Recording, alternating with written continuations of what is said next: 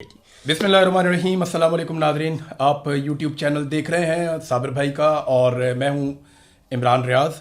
और जनाब मैं हूं साबिर शाकिर। और आज 22 फरवरी हो गई है और 22 फरवरी और तकरीबन 4 साल मुकम्मल होने को हैं। 9 और 10 अप्रैल को 4 साल मुकम्मल हो जाएंगे। लेकिन आज हम बहुत ही एक इम्पॉर्टेंट नुक्ता डिस्कस करना चाह रहे हैं। इमरान भाई का आइडिया था कि आज हम बात करते हैं कि सवाल मैं करता हूँ, बयानिए की बात करते हैं। देखिए नाज़रीन, एक चीज़ बड़ी इंपॉर्टेंट है कि 4 साल में बयानिया बना ही नहीं, और बयानिया वो लोग नहीं बना पाए, बयानिया जिनके कंट्रोल में रहता था। ISPR उनके पास थी, PTV उनके पास था, नूर जहाँ का आवाज़ उनके नगमे भी उनके पास थे, नुसरत फ़तेह अली ख़ान भी उनके पास था, और अहद वफा ड्रामा भी उनके पास था, अल्फ़ा ब्रावो चार्ली भी उनके पास था। तो पाकिस्तान को एक नैरेटिव बना के बड़े लंबे अरसे से दिया गया और पाकिस्तानी ने उसको बाय किया। लेकिन पिछले 4 साल में जब से पाकिस्तान की मिलिट्री एस्टेब्लिशमेंट की लड़ाई इमरान खान से हुई है, तब से लेकर अब तक ये बयानिया नहीं बना पाए। बयानिया क्यों नहीं बना पाए? इतने सारे पॉलिटिकल बड़े बड़े इन्होंने पंडित अपने साथ जोड़ लिए, मीडिया के बड़े बड़े नाम अपने साथ तोड़ लिए, और मुकाबले में इनके बच्चे हैं, मुकाबले में इनके नौजवान हैं, सोशल मीडिया है, आम आदमी है पाकिस्तान का। बड़े बड़े घाघ लोग जिन्होंने घाट घाट का पानी पिया वो इनके साथ मिल गए। इन्होंने बैरून मुल्क से इमदाद मंगाई, बड़ी बड़ी एक्सपर्ट कंपनीज को इन्होंने हायर किया, फिर भी बयानिया नहीं बना। इस पे हम आज के व्लॉग में बात करेंगे।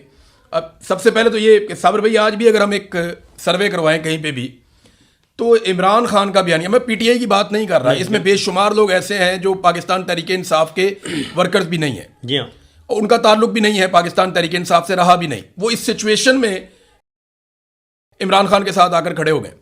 सवाल ये पैदा होता है कि बयानिया आज किसके पास है? आज भी अगर हम कोई चीज़ करते हैं तो बयानिया कहाँ खड़ा?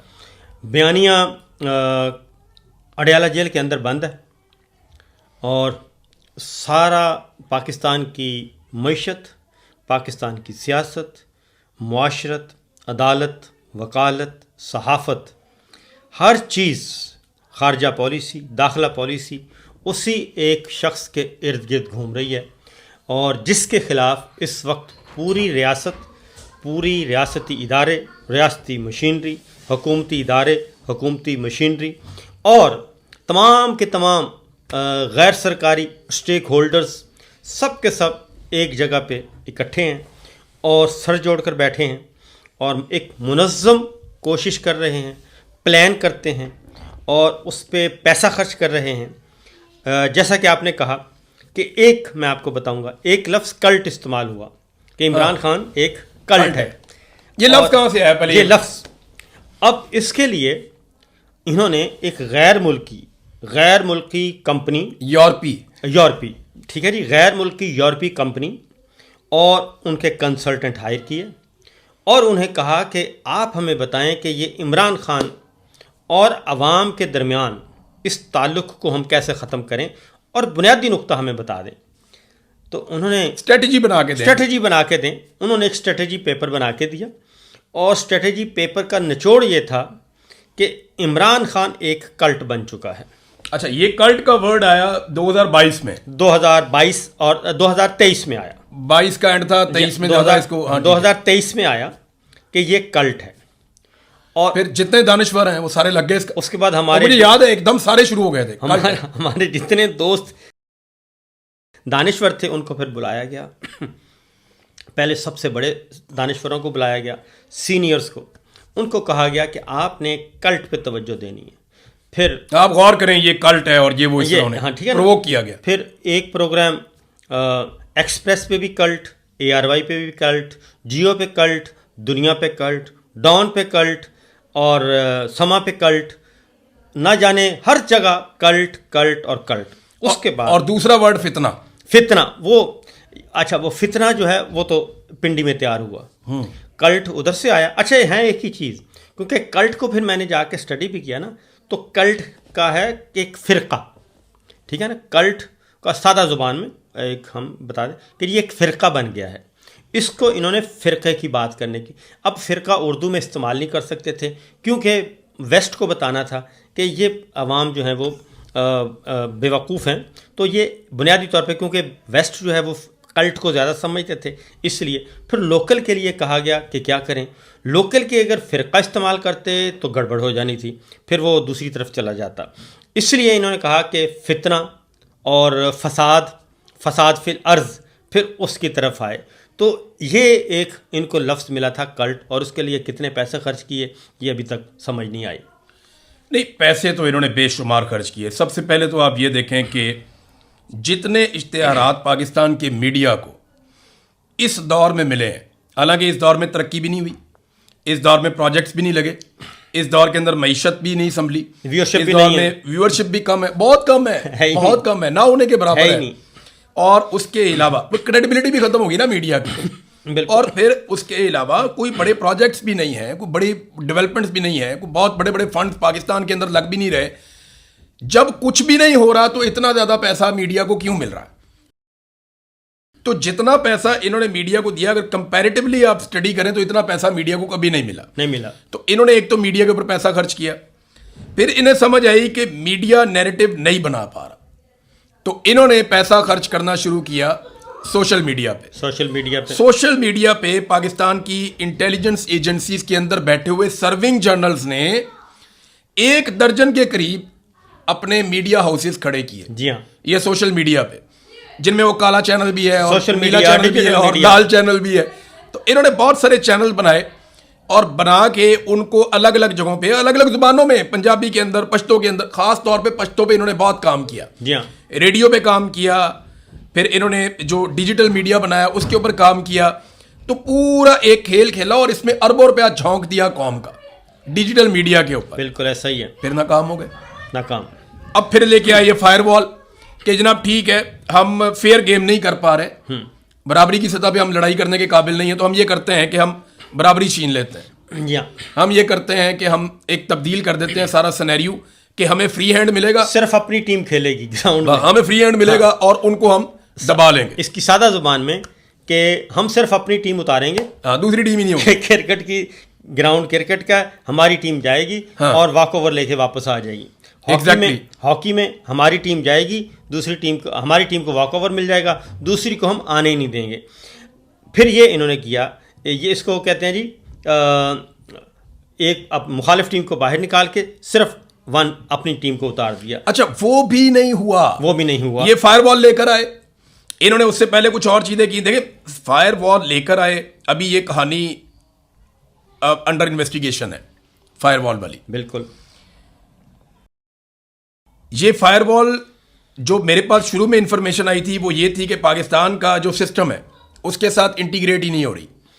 यानी आपने सारा सिस्टम F-16 का लगाया हुआ था, अमेरिकन तैयारे आपने खरीदे हुए थे, अब उसके अंदर लाके आप सॉफ्टवेयर, रशियन सॉफ्टवेयर उसके अंदर आप इंस्टॉल नहीं कर सकते थे। मैं सादा करके बता रहा हूँ, सादा करके आपको बता रहा हूँ कि आपने जो है वो टोयोटा की गाड़ियां ली हुई थी, अब होंडा का सामान लेके आप उसमें फिट नहीं कर सकते। इनके साथ प्रॉब्लम ये हुआ कि इनका सिस्टम किसी और तरीके से चलता था, टेक्निकल लैंग्वेज में नहीं जाते, इनका सिस्टम किसी और तरह डिजाइन था। इन्होंने जो फायरवॉल ली वो किसी और तरह डिजाइन थी। दावा किया सॉफ्टवेयर इंजीनियर ने कि हम इसको इसके साथ इंटीग्रेट कर देंगे, आप बेफिक्र हो जाए। हाँ जी। अब क्योंकि उसमें कमीशन बहुत बड़े थे और पैसा भी बहुत ज्यादा था, 40 अरब की खबर आई थी, आपको याद होगा। तो वो इतना ज्यादा पैसा और इतना ज्यादा कमीशन था कि इनके मुंह में पानी है, इन्होंने लगा दो। वो शुरू से प्रॉपर काम ही नहीं कर रहा था। जब जब उसने काम किया तब तब पाकिस्तान का सिस्टम बैठ गया।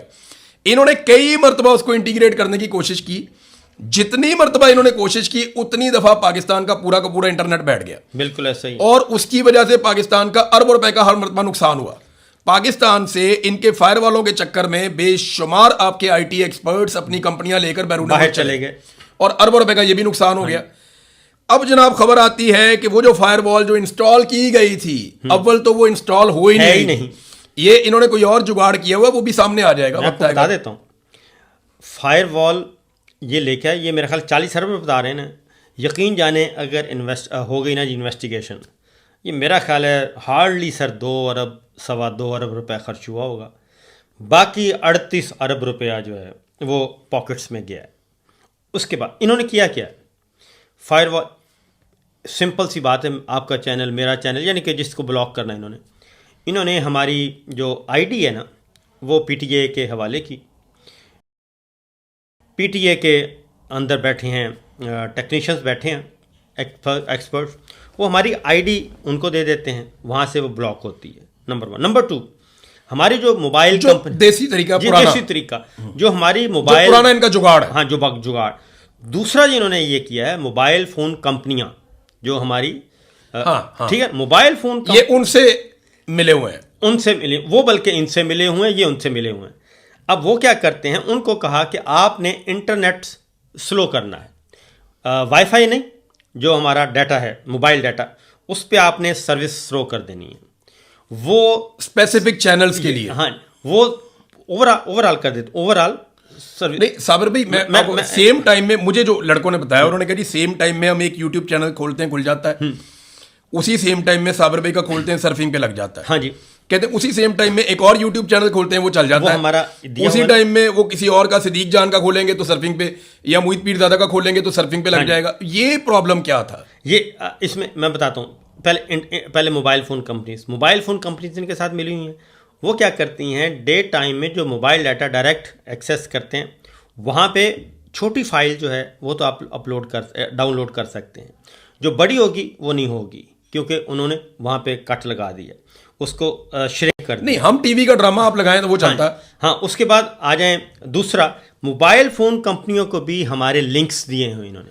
हाँ, ठीक है ना, हमारी जो आईडी है कि इनको डिस्करेज करना है, वो भी ये काम कर रहे हैं।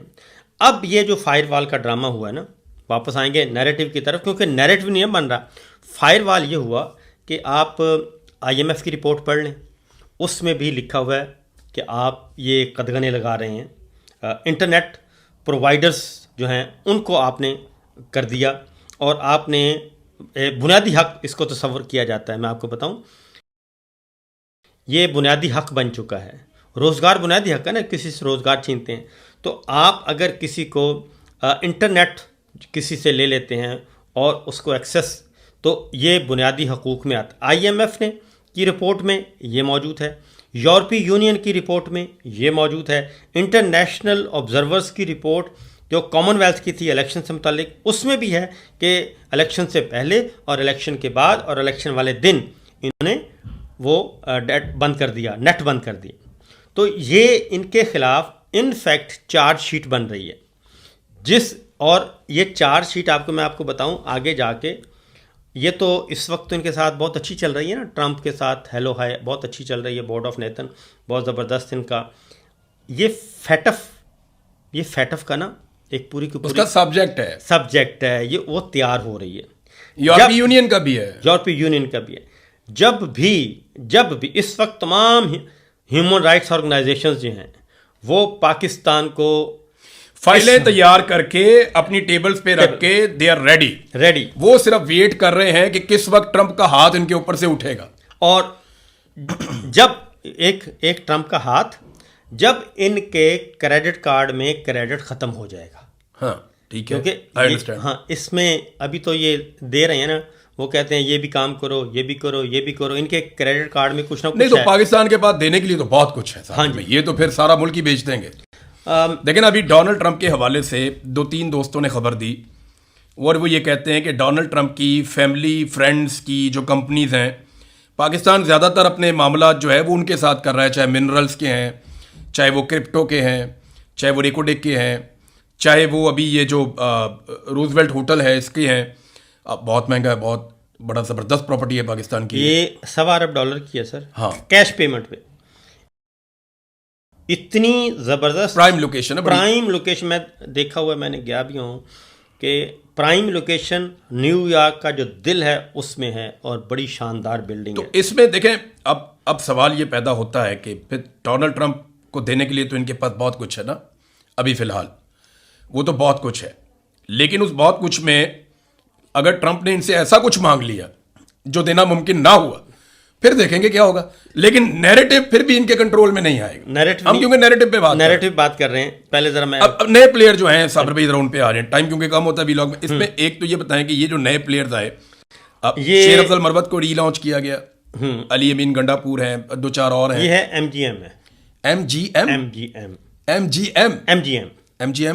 MGM से मुराद है मरवत, गंडापुर और मिशाल। मिशाल यूसुफ। मिशाल यूसुफ अच्छा, ये MGM आए हैं, MGM ग्रुप। MGM ग्रुप आ गए। असल मसला क्या है? असल मसला ये है, नहीं, लेकिन ये पाकिस्तान तहरीक इंसाफ के लोग हैं, इनमें सिर्फ मरवत को इमरान खान साहब ने निकाला है, शेर अफजल मरवत को निकाला है, और गंडापुर साहब को निकाला है सिर्फ वजारत आला से। मैं आपको बताऊं, लेकिन गंडापुर साहब जो इमरान खान की फैमिली के साथ कर रहे हैं वो तो शायद मरवत साहब भी नहीं किया। ये तीनों ही ना जी, तीनों इंतहाई, इनको बहुत अच्छा मौका मिला। अच्छा, तीनों टैलेंटेड हैं। शेर अफजल मरवत बहुत टैलेंट है उनमें, अली अमीन में बहुत, अली अमीन आजमुदा, और उसके बाद मिशाल का तो खैर बिल्कुल उनको तो ऐसा ही है जैसे वो कहना चाहिए लॉटरी निकल गई, ठीक है ना, मिशाल यूसुफजई की। तो होना तो ये चाहिए कि इनको पार्टी के साथ, और इस वक्त चूँकि इमरान खान की पार्टी है और सबसे ज़्यादा इमरान खान डिस्टर्ब हैं और उनकी फैमिली स्ट्रगल कर रही है। नहीं, इमरान खान अपनी बहनों से मदद मांगते हैं, सेम टाइम में ये लोग इमरान खान की बहनों पे चढ़ दौड़ते हैं। ये है ना फर्क। अगर देखें, लड़ाई करनी है तो एस्टेब्लिशमेंट से लड़ें, लड़ाई करनी है तो हुकूमत से लड़ें, लड़ाई करनी है तो जिन्होंने इमरान खान को इलीगल कैद में रखा है उनसे लड़ें, जुडिशरी से लड़ें, उनको बोले कि भैया आप सीधे रास्ते पे आओ। ये पीटीआई को सीधे रास्ते पे लेकर आ रहे हैं। मैं वही हकीकत ये है कि अली अमीन गंडापुर हो, मरवत हो, मिशाल यूसुफजई हो, या इनके साथ कुछ और हैं, देखिए इनको तो तनकीद करनी चाहिए कि भाई इमरान खान अंदर क्यों है।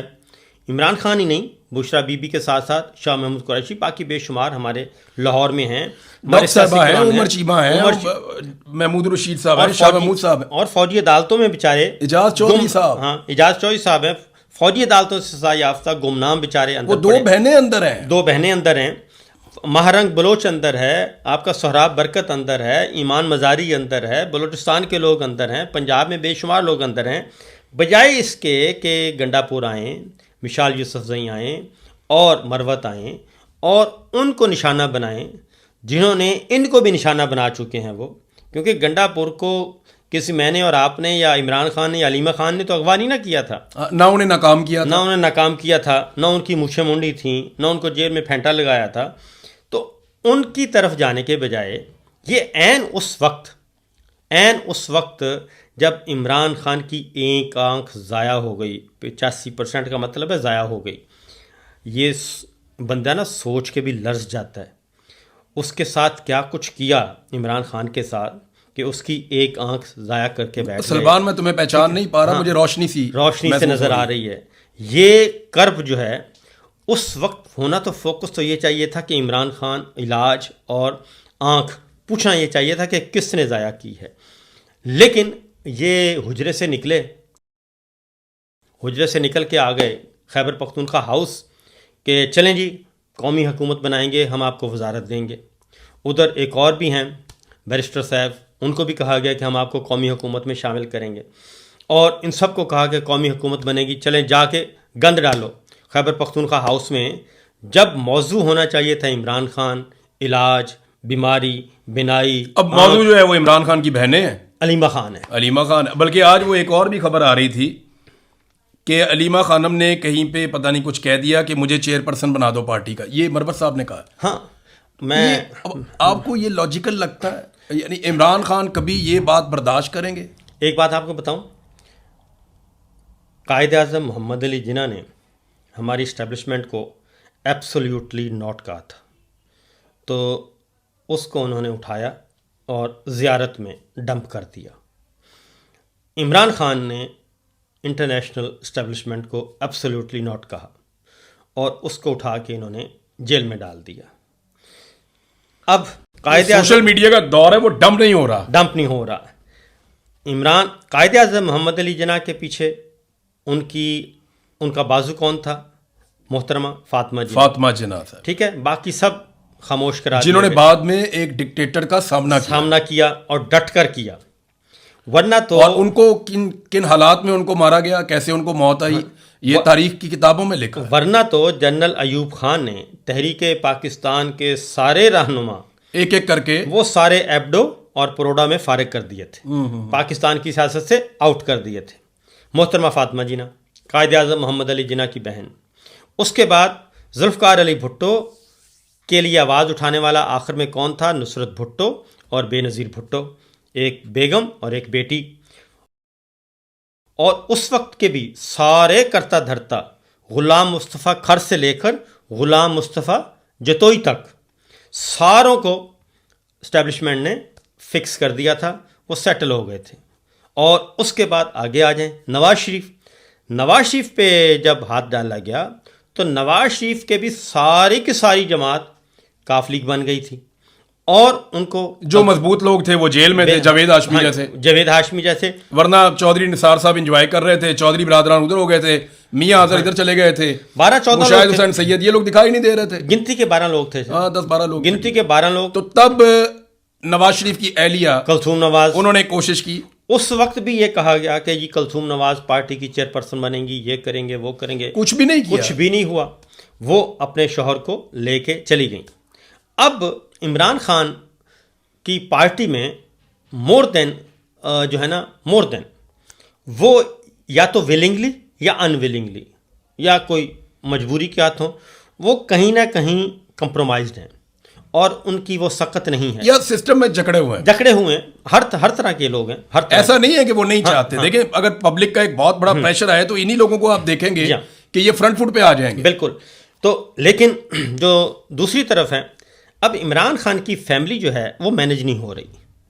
बुशरा बीबी को मैनेज करने की कोशिश की कि वो नहीं हुई, उनको भी जेल में डाल दिया। उसके बाद पहले ये लड़ाई शुरू करवाई थी ना कि बुशरा बीबी ये सोचती हैं, अलीमा खान ये सोचती हैं, जबकि उस वक्त भी आपने देखा कि 26 नवंबर को अली अमीन गंडापुर और बुशरा बीबी आए तो अलीमा खान, नौरीन न्याजी और डॉक्टर उज़्मा वहीं खड़े होते थे, शरीक होते थे। तो इसलिए ये एक पुरानी है आदत कि ये भी बयानिए का हिस्सा है। जो हम बात कर रहे हैं ना बयानिया, ये भी बयानिया है कि फैमिली के अंदर कहा जाएगी फूट, अलीमा खान बुरी हैं, अलीमा खान के बाद कहेंगे ये डॉक्टर उज़्मा बुरी हैं, डॉक्टर उज़्मा के बाद कहेंगे नौरीन न्याज़ी बुरी हैं। तो सादी बात यह है कि पाकिस्तान की एस्टेब्लिशमेंट पाकिस्तान तहरीक इंसाफ या इमरान खान के बयानिए को शिकस्त नहीं दे पाई, तो पाकिस्तान तहरीक इंसाफ के अंदर से एक बयानिया लॉन्च किया गया कि ये बयानिया शायद इमरान खान के बयानिए को काउंटर कर पाए। अब ये एक नई तरह की सिचुएशन है। व्हाट डू यू थिंक कि ये जो पाकिस्तान तहरीक इंसाफ के अंदर से लोग खड़े हुए हैं और उन्होंने एक बयानिया खड़ा कर दिया है अगेंस्ट इमरान खान, उनकी फैमिली या उनके नैरेटिव के, आपको क्या लगता है कि ये कामयाब हो जाएंगे, एस्टेब्लिशमेंट को वो चीज़ दिलवा देंगे जो उनको नहीं मिली? बिल्कुल भी नहीं होंगे, बिल्कुल डिस्क्रेडिट हो जाएंगे, डिस्क्रेडिट हो जाएंगे। आज कल परसों तरसों, बल्कि मैं तो सबको कहूँगा मोहतात रहें, और मिसाल यूसुफ़ज़ई को ख़ास तौर पे, क्योंकि वो तो फर्स्ट टाइम सेनेटर बनी हैं। शेर अफजल मरवत ही पहली दफ़ा मरा गए। शेर अफजल मरवत बहुत आगे निकल चुके हैं क्योंकि इनको शायद ये समझे कि हमें कोई भी बनवा देगा। तो पार्टी के जो समझदार लोग हैं वो तो ऐसी कोई हरकत करने के लिए तैयार नहीं। ये ना माजी में कामयाब हुआ था ना अब होगा। सिंपल सी बात है कि इमरान खान और अवाम, इनके दरमियान अब कोई रहा नहीं है, कोई रुकावट नहीं है, दरमियान में है ही नहीं कोई। आज नहीं है, ठीक है ना, बिल्कुल नहीं है। इस्टेब्लिशमेंट का एक और मसला भी है।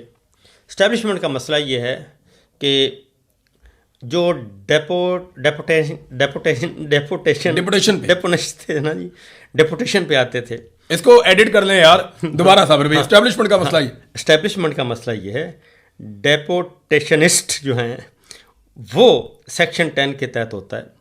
वो एक लॉट रखी हुई थी इस्टेब्लिशमेंट ने।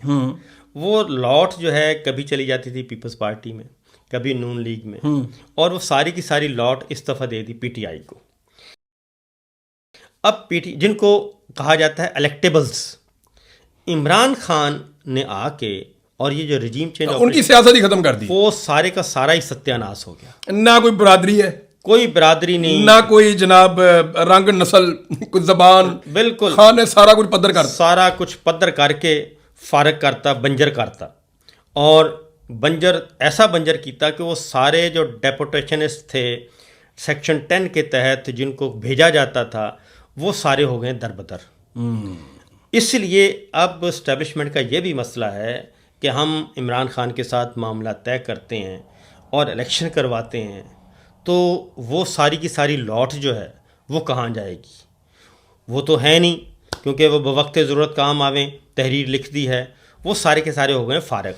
तो साबिर भाई दोबारा वापस बयानिए पे बयानिया बनाने के चक्कर में पाकिस्तान की मिलिट्री एस्टेब्लिशमेंट डिस्क्रेडिट हुई, बिल्कुल होगा, पाकिस्तान के बड़े बड़े पॉलिटिकल नाम डिस्क्रेडिट हुए, बिल्कुल, पाकिस्तान के बड़े बड़े सहाफती इदारे डिस्क्रेडिट हुए, सहाफ़ी, पाकिस्तान के बड़े बड़े ब्यूरोक्रेट, पाकिस्तान के बड़े बड़े इदारे, यस, पाकिस्तान के बड़े बड़े सहाफ़ी नाम, बड़े बड़े दानिश्वर, बड़े बड़े शायर, बड़े बड़े फनकार, बड़े बड़े क्रिकेटर्स, बेशुमार लोग बयानिया बनाने के चक्कर में डिस्क्रेडिट हो गए, पाकिस्तान के अंदर भी और पाकिस्तान के बाहर भी। अब एक और सेक्शन लॉन्च किया गया जो पाकिस्तान तहरीक इंसाफ के अंदर से लॉन्च हुआ है, तो ये डिस्क्रेडिट हो गए, तो व्हाट नेक्स्ट? लेट्स सी, देखते हैं। असल में होता क्या है ना, यहीं पे ख़त्म करते हैं। ये चल रहे हैं डंग टपाओ प्रोग्राम, डंग टपाओ पॉलिसी। तो ना डंग टपाओ से मईशत चलनी है, नहीं, कुछ भी नहीं हो रहा, ना डंग टपाओ से अमनो अमान बेहतर होगा, ना डंग टपाओ से पाकिस्तान में इन्वेस्टमेंट आएगी, ना डंग टपाओ से पाकिस्तान के अंदर कोई लोगों के एतमाद में वापसी होगी। नहीं तो जब एतमाद नहीं होगा तो इन्वेस्टमेंट भी नहीं होगी, नहीं होगी, और ना गुर्बत बेहतर होगी, ना बेरोजगारी बेहतर होगी, तो ना हालात बेहतर होंगे। बिल्कुल तो ऐसे। डंग टपाऊ पॉलिसी से अगर चलना है तो ये मेरा मुल्क ऐसे ही घिसटता रहेगा जब तक कि मिलिट्री एस्टेब्लिशमेंट ये तय नहीं कर लेती कि अवाम के मैंडेट का एहतराम कर लें। और आखिरी बात यहीं पे क्लोजिंग करते हैं, बयानिया वो चलेगा जो कौम की अमंगों के ऐन मुताबिक होगा। ये जैन जी, जैन अल्फ़ा, ये सारे के सारे, सर जैन वाई भी मैं वहाँ जैन वाई भी। हाँ। और अगली बात मैं आपको बताऊं, ये इनका ख्याल और है, आप तो एक्स वाले हैं। हाँ, इनका ख्याल है कि ये सिर्फ Jain ji, A B, bravo शेवरो यहाँ तक रहेगा, नहीं। बुजुर्ग जो है ना, बुजुर्ग, वो सबसे ज़्यादा वो बुजुर्ग बदले हैं। हम कितने प्रोग्रामों में जाते हैं, सबसे ज्यादा हमें आंसुओं के साथ गले लगा के प्यार करने वाले बुजुर्ग लोग बुजुर्ग हैं। और उनके जज्बात वो कहते हैं, अच्छा वो उनके अंदर एक पशेमानी भी है कि हमने अपनी दफा नहीं किया। हमने नहीं किया। व्हील चेयर पे बैठी हमारी माएँ, व्हील चेयर पे बैठी, जिनके मुंह में दांत नहीं है, यहाँ तक मिली हमें, और हम उनके कदमों में बैठे, वो ये कह रही हैं कि हमसे बहुत बड़ी भूल हुई और हमने इन्हें नहीं पहचाना। ये आप ज़रा गौर कीजिए, इस तरह बयानियाँ बिल्कुल नहीं बनी। बयानिया 25 करोड़ का चलेगा, बंद कमरे में बैठ के कोई आदमी यूनिफॉर्म में और यूनिफॉर्म के बगैर वो बयानिया नहीं बना सकता। वाखिर दावाना अल्हम्दुलिल्लाहि रब्बिल आलमीन वमा अलैना इल्लल बलाग अल मुबीन। इजाज़त दीजिए, अल्लाह हाफ़िज़। अल्लाह हाफिज़।